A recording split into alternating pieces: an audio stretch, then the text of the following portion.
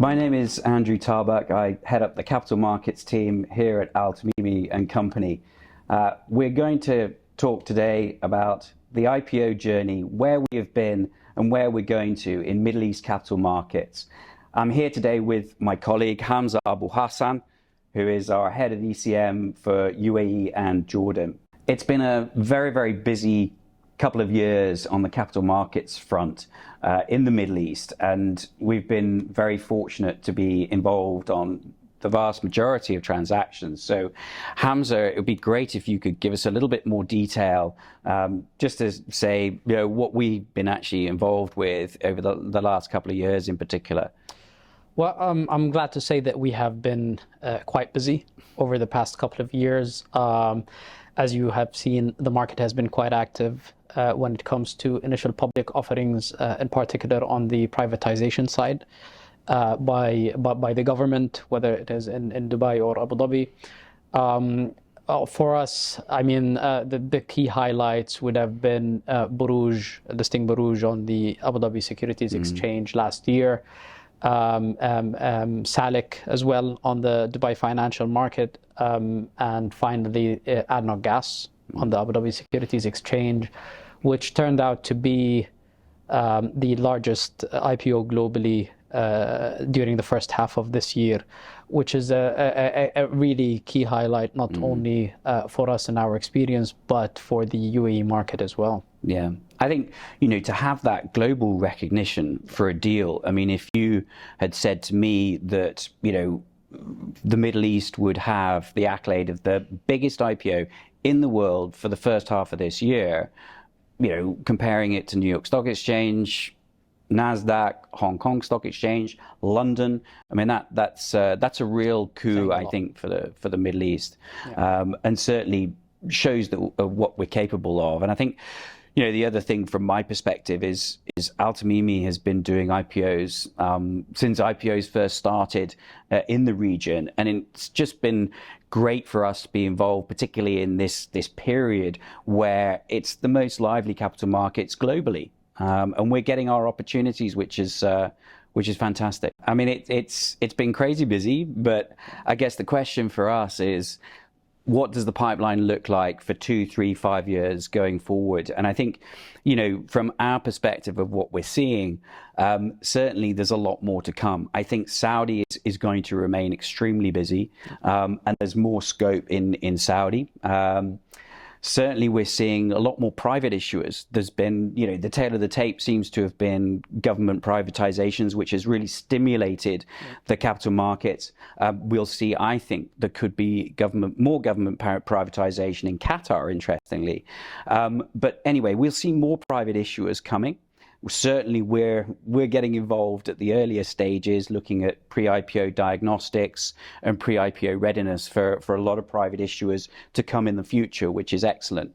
I think other interesting developments is around dual listings. We did the GFH cross listing between Bahrain and Abu Dhabi last year, but I think there will be more, and it'll be from foreign issuers. But there needs to be some regulatory developments, I think, there. But certainly our phone is ringing. It's off the hook at the moment with NASDAQ, New York Stock Exchange listed companies, Hong Kong listed companies looking to facilitate that dual listing. I think as well, depository receipt seems to be a new development. It's something that happens a lot in developed markets, but we're actually involved at the moment with the first depository receipt to be listed onto the Saudi exchange. So DRs and depository interests as well could be a feature. And then I think the other thing that's keeping our phone busy is real estate investment trusts. And the corporate tax has come in the UAE, but there has been an exemption for REITs. So I think that's a space to look at. Also SPACs. I mean, we've had one SPAC. There is rumored to be a SPAC coming very shortly. Fortunately, the one SPAC that is listed is de-SPACing as well. So that's good news on the SPAC space. So there could be movement in the SPACs sort of area as well. But I think, the law and regulation in the Middle East is also very critical, and we have very close relationships with the regulators throughout the Middle East. And I think we're seeing some interesting developments particularly at ESCA. So, what are you seeing in terms of the regulatory developments, particularly in the UAE with ESCA? Well, I mean, with the Securities and Commodities Authority, obviously, they have been very active over the past couple of years, given the pipeline of IPOs that have taken place. And they have taken basically what has happened in the market, taken the precedents, and are now thinking about updating their maybe offering rules to start with in order to adapt them to what has happened over the past couple of years, the requests that came through from the different issuers. We know that there might be an update to the offering rules that is coming towards the beginning of next year, probably a consultation paper that will be circulated over the next few weeks to the different advisors. So they've been really active on that front. In addition to the offering rules, they've been contemplating a revision to the governance code to update it in light of the most recent governance practices as well. We have seen them enter into a memorandum of understanding with the DIFC authority in order to enable listing of DIFC companies on the local stock exchanges. So they've been really active over the past couple of years. They're even getting more and more active right now, trying to develop the underlying legislations and regulations to align with the markets. So good news, really, that the legal and regulatory architecture that we're sort of working with day to day and advising our clients is improving and getting better and more detailed as we go along. 100%. And I just going back to that depository receipt point, we're working very closely with the Saudi Capital Markets Authority around how that actually works under their rules. So, I think being at the forefront of regulatory developments is particularly important for us when advising our clients and slightly being ahead as much as we can. But it certainly feels like we could have a lively another 3-5 years, maybe even hopefully. 10 years. Yeah, hopefully. In terms of the financial regulators and the local markets, we have seen that they have been heavily involved, obviously, in the transactions that have taken place recently.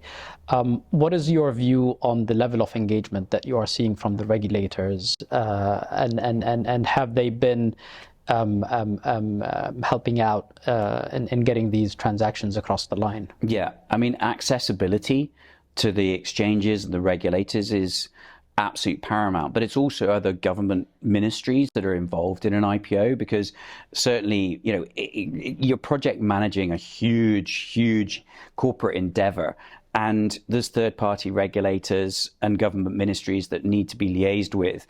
And I think certainly at Al Tamimi, we have those relationships, which actually makes it de-risks the deal in a way, because it takes that timetable risk off the table. I think for us, we have seen considerably more engagement with particularly the regulators and the exchanges themselves. So, Saudi CMA, you go in and just talk to them and you can speak to them about issues before they come up. Same with the Securities and Commodities Authority here.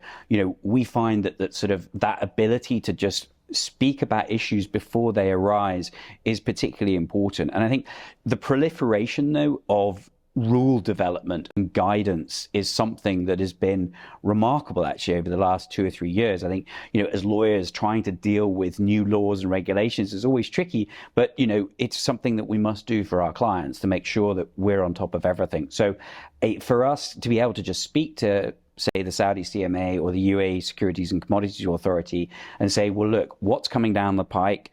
What have you done that we should know about? And it's very much a two-way conversation. But I think also the financial services regulators do understand that you need to keep moving with that architecture. You can't just have a set of rules and then it says that it's a dynamic process.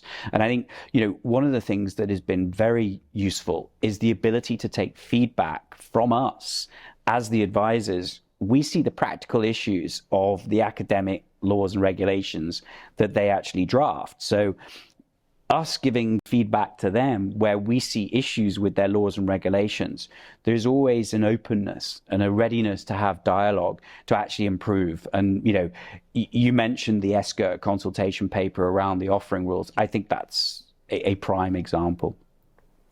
Anyway, thank you so much for listening.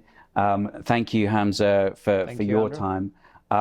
We look forward to advising our clients on capital markets issues going forward. And we're certainly predicting another busy 3, 5, 10 years. So hopefully. Thank you. Hopefully. Thank you.